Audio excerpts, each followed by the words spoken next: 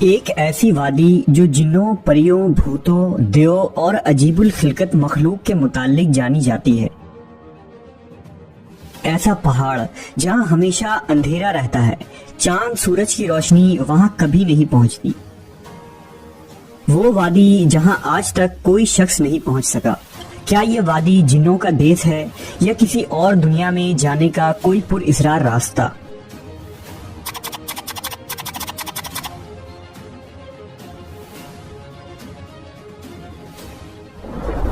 کوہ قاف کا نام سامنے آتے ہی کوئی گمشدہ عربی کہانیاں ذہن میں جاگ اٹھتی ہے۔ ایسی کہانیاں جو بادشاہوں کی حسین شہزادیوں سے شروع ہو کر جنوں اور پریوں کے زیر قبضہ ہیبت ناک قلعوں اور طلسم سے جڑی ہوتی ہے۔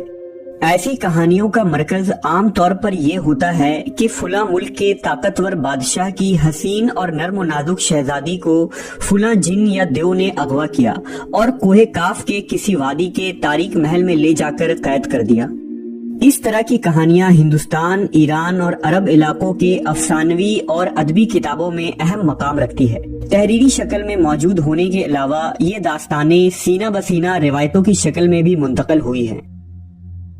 جبل قاف یا کوہ قاف مشرقی وسطی اور عربوں کے مشہور افسانوں میں ایک افسانوی پہاڑی سلسلے کا نام ہے۔ اسلامی روایتوں میں کوہ قاف کو جنوں کا وطن کہا جاتا ہے جسے خدا نے چمکتے زمرد سے بنایا ہے، جبکہ ایرانی روایتوں کے مطابق یہ علاقہ شمالی قفقاز کے علاقوں میں تھا، جس علاقے کو انسانوں کے کسی حکومت نے بھی آج تک قبضہ کرنے سے ناکام رہا، کیونکہ قدیم علم نے ان بلند پہاڑی علاقوں کو اسرار میں ڈھانپ رکھا تھا۔ کوہ قاف دراصل ایک طویل پہاڑی سلسلہ ہے۔ یہ زمین کا سب سے دور دراز مقام کہا جاتا ہے، جو داستانوں میں زرتشت کی زمین اور سیمرغ نامی پرندے کی وجہ سے مشہور ہے۔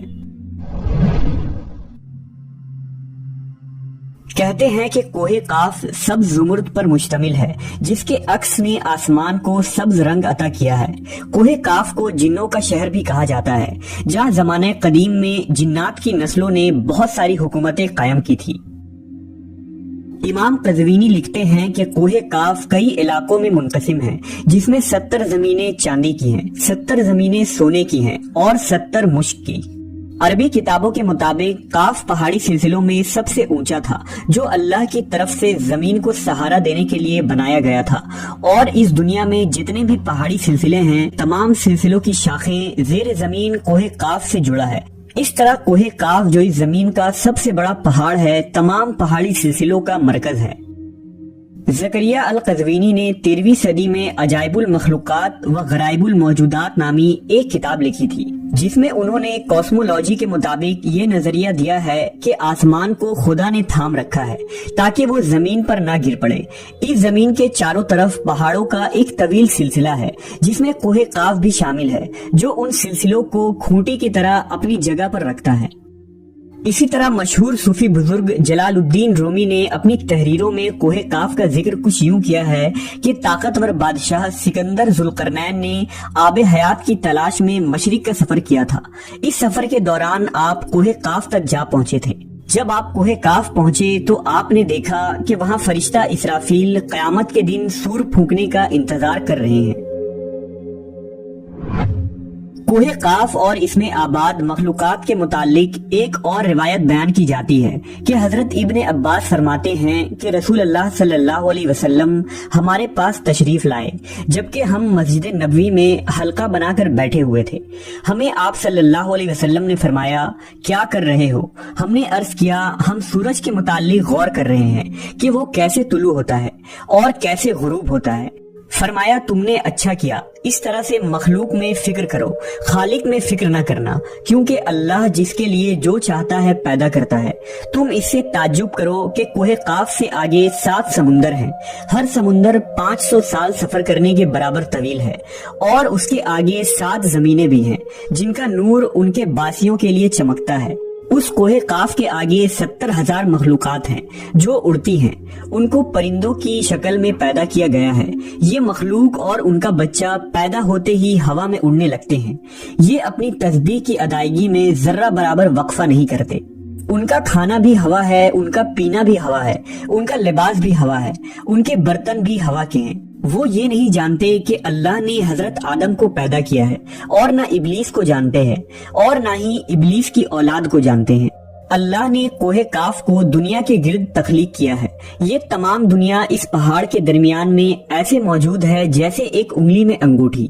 کوئی انسان وہاں پہنچ نہیں سکتا ہے، کیونکہ وہاں پہنچنے تک 4 مہینے اندھیرے سے گزرنا پڑے گا۔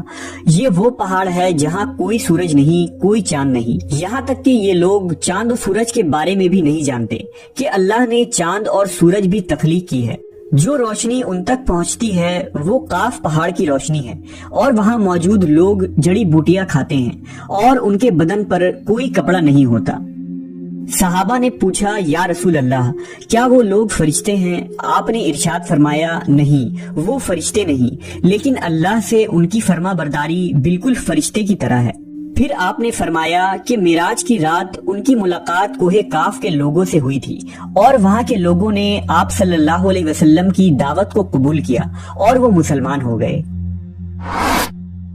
صوفیہ کرام کے نزدیک دراصل کوہ کاف اس زمین میں موجود کوئی پہاڑ نہیں، بلکہ کوہ کاف سے مراد عالم مثال میں واقع وہ پہاڑی سلسلہ ہے جو بذریعہ کشف اولیاء کرام کے مشاہدے میں آتے ہیں، جیسا کہ خواجہ فرید الدین عطار جیسے صوفیہ نے اس تصور کا مشاہدہ کیا ہے۔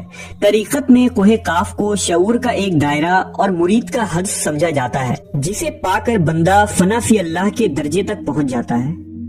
بہت سارے لوگوں کا یہ ماننا ہے کہ یہ لفظ کاف کسی چیز کی مرکز کو ظاہر کرتا ہے، اور یہ لفظ اتنا مقدس ہے کہ قرآن میں پوری ایک سورہ کا نام سورہ کاف ہے، جو اس کوہ کاف پہاڑ کی طرف اشارہ کرتا ہے۔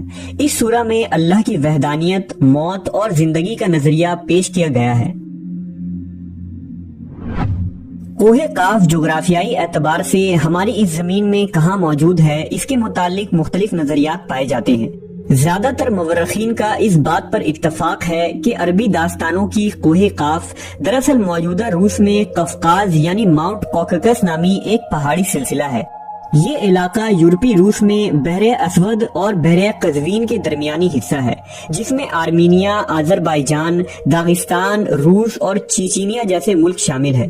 یہ علاقہ قدرتی حسن سے مالا مال ہے، جہاں جانوروں اور پرندوں کی بے شمار اقسام پائی جاتی ہیں۔ جھیلیں، آبشاریں اور چھوٹے چھوٹے چشمے دیکھ کر ایسا معلوم ہوتا ہے گویا جنت زمین پر اتر آئی ہے۔ یہاں انسانی آبادی بہت ہی کم ہے۔ یہ پہاڑی سلسلہ ایشیا کو یورپ سے جدا کرتا ہے۔ اگر کوہ کاف کو خلائی سیٹلائٹ سے دیکھا جائے تو یہ علاقہ سفید پٹی جیسا نظر آتا ہے، جبکہ بعض محققین کا خیال ہے کہ کوہ کاف انٹارکٹیکا کے ان ویران اور برفیلے علاقے میں موجود ہے جو ہمیشہ بادلوں اور اندھیروں سے ڈھکا ہوتا ہے، جبکہ کچھ لوگ قدیم دور کے اٹلانٹس سٹی کو ہی کوہ کاف قرار دیتے ہیں، جو کسی بڑے عذاب کی وجہ سے تباہ ہو چکا ہے۔ جدید فزکس کی نئی دریافت یعنی ڈائمینشنز بھی کوہ کاف کو سمجھنے میں آسانی پیدا کر سکتی ہے۔ دراصل فزکس کی جدید تحقیق کے مطابق ہماری اس کائنات میں کل 11 ڈائمینشنز وجود رکھتے ہیں، جبکہ ہم انسان صرف 3 یا 4 ڈائمینشنز میں زندگی گزار رہے ہیں، کیونکہ ہم ٹائم اور اسپیس کے قید میں زندگی گزارتے ہیں۔ ان مزید 6 ڈائمینشنز میں کتنے ستارے، سیارے اور دنیا آباد ہیں، اس کا علم صرف اللہ تبارک و تعالیٰ کو ہی ہے۔ محققین کے مطابق ارواح کی دنیا، عالم برزخ اور جنت و جہنم انہی ڈائمینشنز میں موجود ہیں جن میں انسان موت کے بعد داخل ہوتا ہے۔ ممکن ہے کہ کوہ کاف بھی انہی 11 ڈائمینشنز میں سے کسی ایک ڈائمینشن میں موجود ہو، جہاں نسل انسانی کا قدم رکھنا ناممکن ہے۔